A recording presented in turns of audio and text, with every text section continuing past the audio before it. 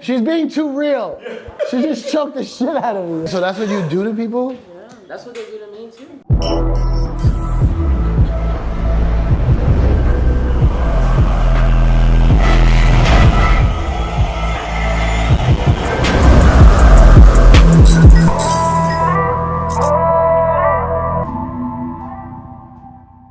Give me the, matter of fact, just give me the, let's start from the top. Okay, I see. Who are you?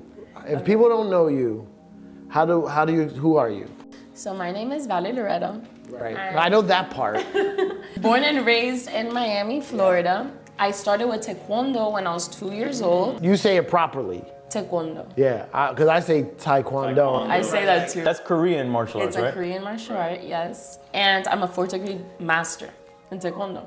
So that's why my fight name's like Master Valerie Loretta, is because I've done it my whole life. Really? But that's because my father had a school and he forced me to do it. I was forced to do it. My mom was pregnant with me doing her black belt test. So it's just a family. You were literally born into it. I was literally born into it. I had no option. My dad put me into it intensely. So I was an intense Taekwondo fighter. At the same time, I did ice skating, ballet, piano, art. I did everything. And at the end, I just mixed into this.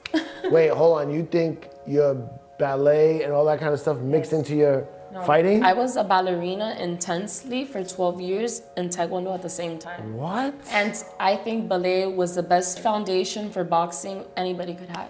Really? A lot of good dancers are amazing boxers because it's all shoulder movement and foot coordination, you know? Wow, I never even thought of that. Because I heard like some football players take ballet. Really? To like, yeah, like. And the stretching. They try not to tell too many people. But I heard they take ballet for like the strength and like the balance. Man, so okay, so then you go into.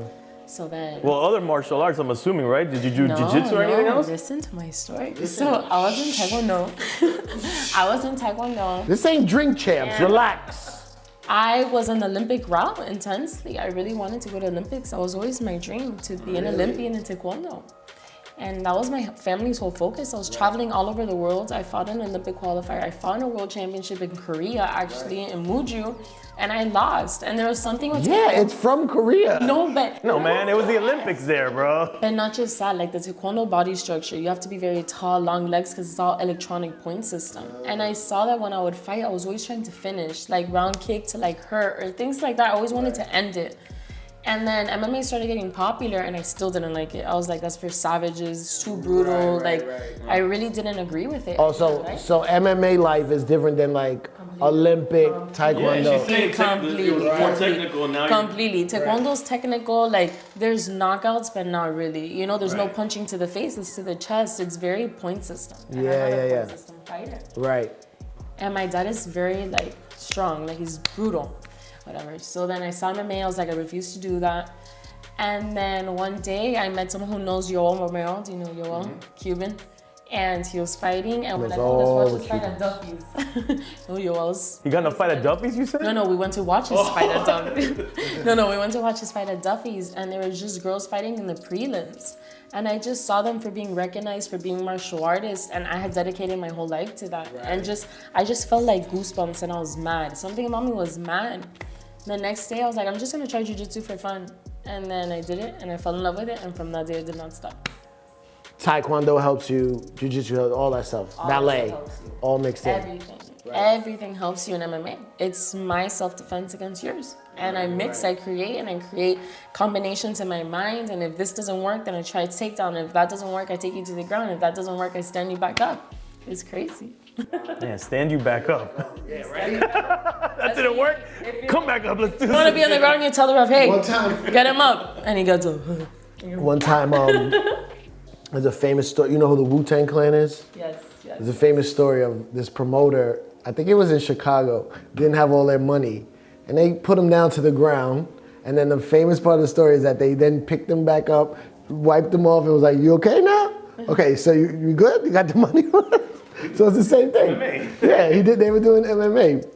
That's the concept of mixed martial arts. Man, so okay. And it's getting very popular. I don't know if you noticed. It's the and fastest the women, growing sport. I think is the best fights to watch are the women. The thing with women is that we're feisty. You know, we're more aggressive. Men are very like passive. We're more like, ha, ha, ha, you know? Yeah. And there's different weight classes. I fight 125. And even for that, I'm short because I'm 5'3" and the girls are like 5'6", but just skinny and tall. And I'm smaller and like stronger, you know? Yeah. But that's a wrestling base, and wrestling is the most important part of MMA. Wrestling is the most important part. Most important part. Because it's all the submission at the end of the day. Yeah. It's No, but also wrestling is defending and getting taken down, or taking you down, right. you know? And then from there it turns into jiu-jitsu, grappling, you know? But you always start a fight on your feet. I don't want to ever know. It's hard. To get into the cage, you have to be different. Like, there's something about you that's different if you're able to see them close that and accept the fact that someone's gonna try to kill you. Because at the end of the day, that's what it is. The ref is there to hold them from doing that. Kill you. Yeah. But they are trying to. Yeah, that's why you see when you're choked, a lot of guys don't tap it. You see him sleep, and the ref right away wakes him up and like moves his arm, and you're limbs. You ever train with dudes? Yeah, but like 125ers like me, you know?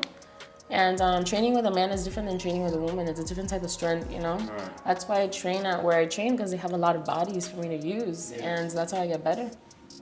This is not an appropriate question. But in the streets, if it goes down, you got my back? Like, you can handle some shit? You better drink some more Monster if it goes down. Sort Like of. what have you ever? Legally, you can't you? Legally, are you able? So legally, having a black belt, like, you're a lethal weapon, you know? Your legs are weapon and stuff.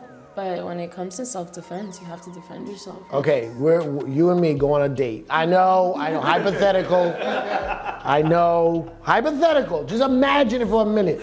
We go on a date, we go get some, I don't know, what's a good restaurant in Miami? I mean, whatever. Go to a Cuban restaurant. Yeah,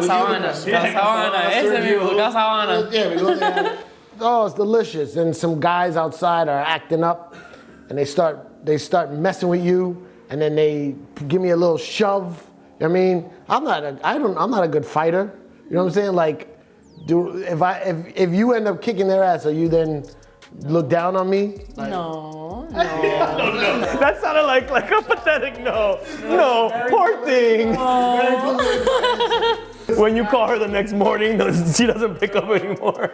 But honestly, like, I've never had a physical confrontation outside of the sport, because I'm, like, when I go out, like, I don't like anybody to know what I do. It's like my secret, not secret, but it's weapon. Like my, like, talent that people don't know. I think about MMA for me like a beauty pageant. For as weird as it sounds, you know, you have your fight week, your meet up, and the day you have to show your talent is the day of the fight. You know, and you prepare 2 months for that. Like anything in the world, like football, they have their training camps, like things like that. So you prepare 10 weeks, you lose the weight, you have media week, and you fight, and that's your show. That's your time to shine. Yeah. And hope that you don't come out. Yeah, but you're gonna where I don't know anything about like the ranks or titles. Like, are you like? So I'm ranked number 9 right now. Really? Yeah. Top 10. Yeah, top 10. And part of my ignorance, if I don't know what I'm talking about, are you getting like more popular? Like, do you get recognized more and stuff? Yeah. So last year I had a viral moment. I don't know if you saw it, but I had a viral moment too. I had COVID. Oh. You had COVID? I had COVID That went too. viral? I had COVID too, by the way. Right after that fight. I just got it. I'm an idiot. Viral comes from virus. Yes, viral virus. But All right, go ahead. Yeah, viral moment. last year, COVID started and it started like in March. And then Bellator had held off, and they're like, hey, Vadu, we're gonna have a show, no fans, you wanna fight? I'm like, sure. Make money, you know, go recognition. Nobody else had anything to do. We were the only sport playing. And I just went, it was this girl that she was really disrespectful, for real. Like, she was disrespecting me in the sense, like, saying that I can't be a woman and do TikToks and be a fighter and, like, all of this. When at the end of the day, I just do this to show that you could be feminine and you could be good in your sport. You know, you don't have to have a certain stereotype. I was raised differently, you know? So that's my goal. But besides that, I went to fight, and I really had a lot of resentment for this girl. And I knocked her out, whatever. But I knocked her out with a hook, but that wasn't what went viral. What went viral was my Cuban dance after, because I walked out to La Negra Tiene Tumbado from Celia Cruz. And I'm like, I can't go, whatever. And I just started doing salsa. And when I looked, it was like viral. I went up 600,000 followers overnight, like this. Knocked her out. Yes. I knocked her out, and then I started salsa. But my mentality for that was, she criticized so much my TikToks of being feminine and stuff. I just knocked her out. I'm gonna make a TikTok right next to her like that. But they didn't have the music, so I had to improvise. And then damn, she made it to your TikTok. yeah, because I'm aggressive. Like, I know you don't see me like that now, but I really transform when against the cage, and I think that's my superpower. That's how, I mean, I don't want to compare myself to you at all, but I'm like a cool, laid back, chill guy, but then when I DJ, it's like a switch. That's your martial art? No, but it's true. Switch goes off. No, And I it's go true. crazy. And I beat people up with the music. Have you done martial arts ever? Okay, no, but I've had this dream, I don't know, I always wanted to do Kung Fu, right? Okay. Always wanted to do Watching it. the movies on Sundays? Yeah, a little bit, but also like I really like respected like when people talk about, yeah, Bruce Lee and even when RZA talks about Kung Fu, like the discipline of it and the way it seems to like channel energy and all that, right? So I went like, I went like 3 or 4 times in my life to the Shaolin Temple in New York. And I always wanted to do it. I got the brochure, I went, I signed up. You went to a summer camp? Class schedule. Because I got the class schedule. Uniform. I didn't buy the uniform, I was supposed to get it. No, nunchucks. Did you shave your head? Did you shave your head? You went in and said, I'm ready, master. You guys are mocking me. You know better. No, I went and I signed up, and then it was like always like when I was on the radio, the time wouldn't work. And then when I was on the road, the timing wouldn't work. And then I had kids, and every time I went to go sign up and it didn't work, and now I'm like, nah, I can't do it now. Oh. I'm too old now. No, you're not. I can't be in there. I think you should do it. Here's another problem I have with martial arts. I can't stand all the bare feet. What? Oh, you're one of those guys? I can't be in there with a bunch of dudes with just kicking feet in my face.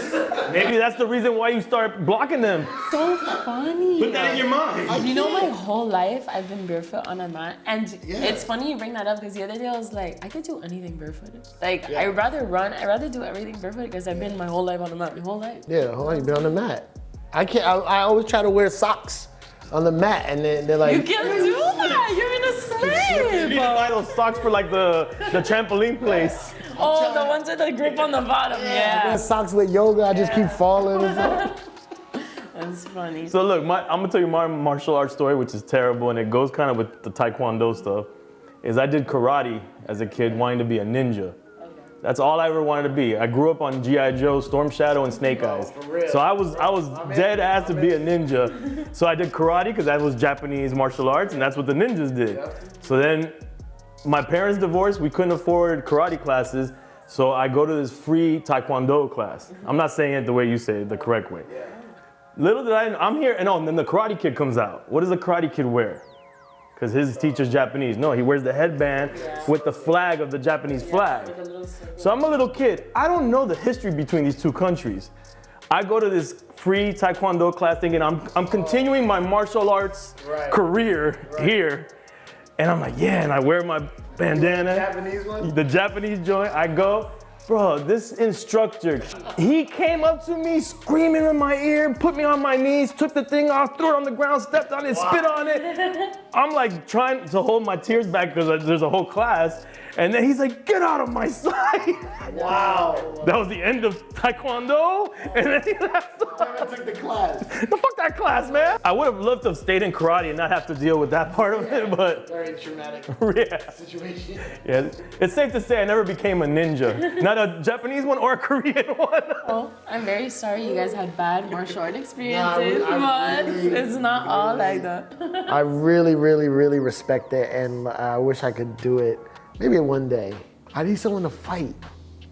You should fight DJ Khaled. Huh? He's not my enemy. No, but I'm just saying it'd be a good matchup. Yeah, like the TikTokers versus you. And then you guys DJ and do it like a sound clash afterwards. Well, he doesn't DJ much anymore. I'll definitely kill him in that aspect. Actually, I want to ask you, when you're preparing for a fight and you're doing meal prep, I'm assuming, is it difficult to stay away from Cuban food? Yes, me pastelitos and stuff. That's what I love. I was born every morning. My grandma would come and she made me café con leche with mi pan tostado, you know? Or the rice with the huevito? Yeah, you know? But you can't. You can't. You really can't. It's pretty terrible food when you really think about it. Unless your grandma's making it, because old school people, for some reason, they make clean food. Yeah. But once we got older, that food's terrible. Have you ever been to Cuba? No, I haven't. Have you? Yeah, been twice. I want to go. They say it's fun. It's beautiful. I want to go. Yeah, and the people is what's beautiful I'm the about only it. Cuban girl fighting in the world right now. Really? I'm the only one. Really? With all the Cuban girls fighting all over Miami, you're the only one fighting professionally? Tell all the ratchet Cuban girls to like, hey, what you're doing is a skill and you can make money off of it. Like get in. Learn the discipline. There's something about the Cuban wrestling background and this and that. It's just different for women. What, there's a Cuban wrestling? Yeah, Cuban wrestling is Really? What's that? Like from Cuba? Cuban wrestling is a certain style. There's certain things they do that you could label that that's Cuban wrestling. Cuban style wrestling. Wow. And it goes back to Cuba though, that originally, like, Over there. not some guy in Hialeah that's like, this is Cuban wrestling. No, this goes back in Cuba, and over there, like their athletes are very good. They just don't have the resources, to really make it out of there. Like those people, you go over there for a training camp, you will get killed. They're amazing athletes, very young, a lot of potential, and very hard training, like brutal. Yeah, I mean, that's all they do. Yeah. That's all they do in la escuela, la universidad, allá de. You know what I love about any like fights or like, fights and anything in that fighting world, the walkout music. It seems like to pick the right song to represent. Because I DJ'd a fight once, but it was small. Yeah, it was for Rock Nation. It was like they had like, I guess there's like underground boxing before it goes to like the big. So like all the fighters had like very specific music, and they would like play it from this part because they walk out. It's like a show. So what do you like to walk out to? So my first fight, I walked out to the original Rocky, like I know super mainstream, but no, it was the Overture. Yeah. You know what I'm talking about? Like the original classic. Yeah. And it was epic. It was like dun dun dun dun dun dun dun. I was like, and that was in the Mohegan Sun. My second fight was in Madison Square Garden. Imagine. Wow, So second fight ever. My second fight ever. You don't know the pressure they put me. I was freaking out. But I walked out to Jenny from the Block. Yes, because we're in New York, the Bronx, so they were super cute. Who has walked out to Jenny from the Block? Only Battery. And then my third fight, I walked out to Celia Cruz, La Negra Tiene Tumbao, which was incredible to me because that's my culture. I felt like everybody in Miami was watching me, supporting me. I'm the only girl that they're behind. So I loved the families, like after I see the text stories, all the families dancing with me and stuff, and I walk out and I salsa and everything, and then I take off my dobak because I walk out with my uniform and then I get ready to fight, But that mentally just prepares me, like, I have all these people from my culture watching me, and I was chosen to represent us. And then my last fight, I walked out to Gloria Stefan Conga. See, I like you're all over the place. So you're what we call, like if we were to make we're gonna do your next fight for training, we're gonna do a Cypher Sounds DJ EFN fight mixtape. But you're in like an open format zone. You're not one thing. You can pick 4 tracks, I'll pick 4 tracks. For her? Yeah. Okay. Suavemente. Oh my God. Can I explain? Can I finish? I have Suavemente, a remix that gets real hype and it turns into a trap beat. So it's like Suavemente, so she can practice. It's for speed. It's for this. Okay. Then I would do Elephant Man. Have you been hearing the songs that she likes? I'm getting to it. Watch me get to it. I tell you, I don't do typical. I'm doing Elephant Man, the Super Dupes remix, because it has the Gloria Stefan beat in the background. Da-na-na, everybody, shake your body. Run it to the beat. And then Elephant Man's like, row the boat, mad guitar, do all the dances, you know what I mean? So you got all the reggae dances mixed in. Maybe that one. I like that. Oh, maybe in a K-pop song. We throw in a K. Oh, what, to go with the taekwondo? Taekwondo. Yeah, it'll go. Oh, you like their fighting, but you don't like their music. Wow. I never said I was Korean. I know, but the K-pop is worldwide now. Oh, shit. What would you choose? Yeah, my selection for your mixtapes, which are gonna be boring, are Cypress Hill, If I Could Just Kill a Man. Have you ever heard of that record? Oh, she should. And they happen to be Cuban. Oh. They're from LA, they happen to be Cuban, so there's some relation I like there. that. Then let me think. But they walk backwards in the video, so you should walk backwards into the ring. He'll be the coordinator. Yeah, no, you're like the producer. Yeah, I am. The choreographer. Then we gotta go Redman, Time for Some Action. Okay. Come on, that's a great one. Great one. And a good, see, it's a good DJ. Because the sample from Time for Some Action is from How I Can Just Kill a Man. I mean, I played that all the time, so that's my mix already in my head. Celia Guantanamera. Guantanamera, yeah. And The then, trap version. no, man, the regular version. No. Some original, I'll right? come in with the and then you're next to me in the other turntable. You gotta put the and you 808. remix it. You gotta put the boom, boom. And let's see the last one. Oh man, that Colombian artist. No le pega la negra. What's that record called? I love that record. That's one of my favorite records of all time. What is it? What song? I don't know what the actual name of the song is. But I know exactly what you're talking about. She's way more excited about your list. You'll fight anybody. My weight. Yeah, in your weight. But I'm saying like My weight. I'll fight you. you won't. There's nobody you'll stay away from. Like whoever. Well, I'm not gonna. There's girls that are tough. There's girls that have been doing this for a lot longer than me. There's girls that are more experienced than me. You know, I chose for the world to see my development from a young age in this sport, and I put myself in that position. But you know, there's a time and place for everything, and my time is coming. You know, I just got into the sport so quick and got good fast. And got my contract that I have, like I did that in a year fighting amateur. It was crazy. I was waitressing 2 years ago. Like Where? in Tijuana Taxi in Coral Springs up north. Nobody messed with you there either, right? Hit him with a. They didn't know. They didn't know. Hey, what's up, cutie? Bam! He's like, oh. But yeah, 2 years ago I was there. I did amateur. I did a viral fight as an amateur, and then Bellator offered me the best contract out of everybody. They picked me up. They gave me a bonus. I was like, wow, and that was it. Man, you're awesome. That's great. You're awesome. Take it. Congrats Take on these everything. flowers. Thank you. She's awesome. Tell her she's awesome. Oh, she's amazing. Thank you. You're awesome. And she's Cuban. Awesome. She's Cuban, B. Right, we got the Cuban part. That's been established.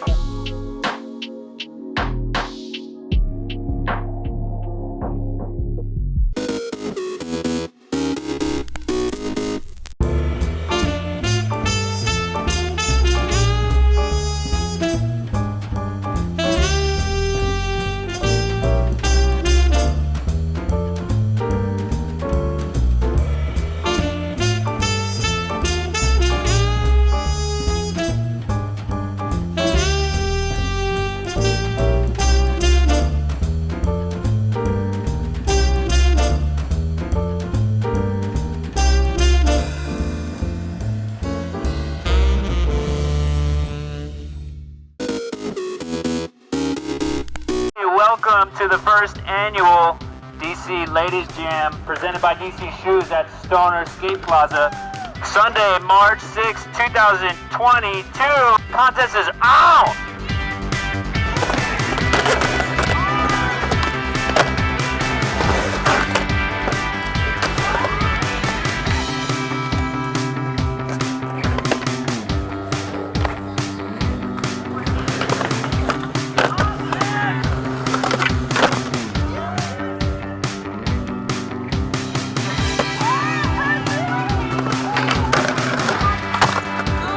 Eva.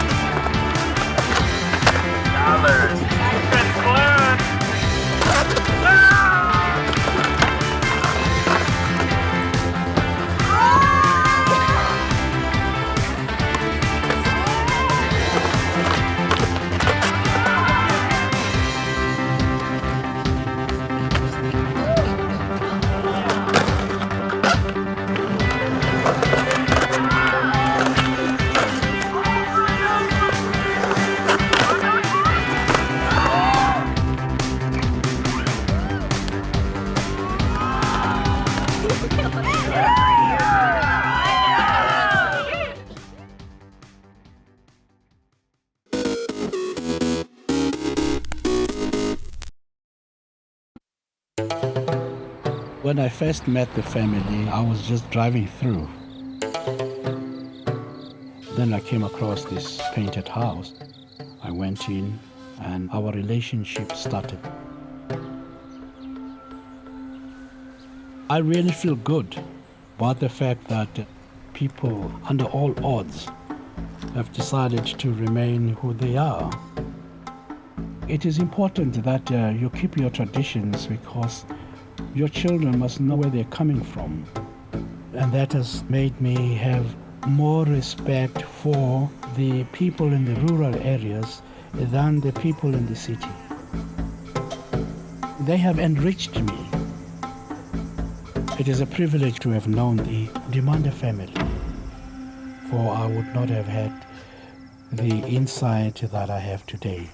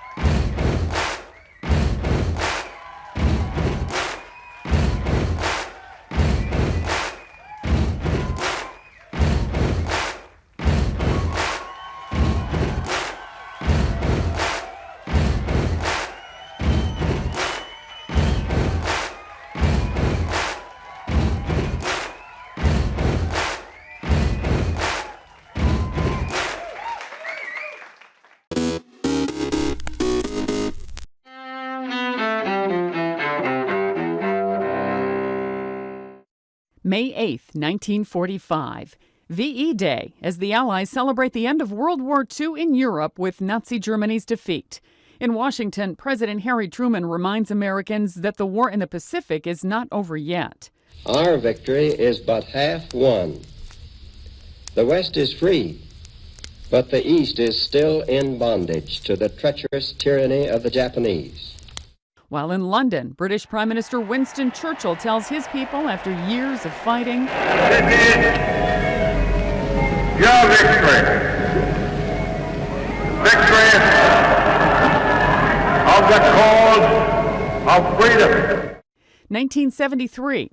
In South Dakota, militant American Indians holding the hamlet of Wounded Knee surrender after a 10-week siege. The incident took place where U.S. troops massacred Sioux men, women, and children more than 80 years earlier. 1886. Birth of what becomes a soft drink giant. Atlanta pharmacist John Pemberton invents the flavor syrup for Coca-Cola, originally concocted as a tonic for treating ailments. And 1970. The Beatles' final album, Let It Be, is released shortly after the Fab Four's breakup. Today in history, May 8th. Sandy Kozel, The Associated Press.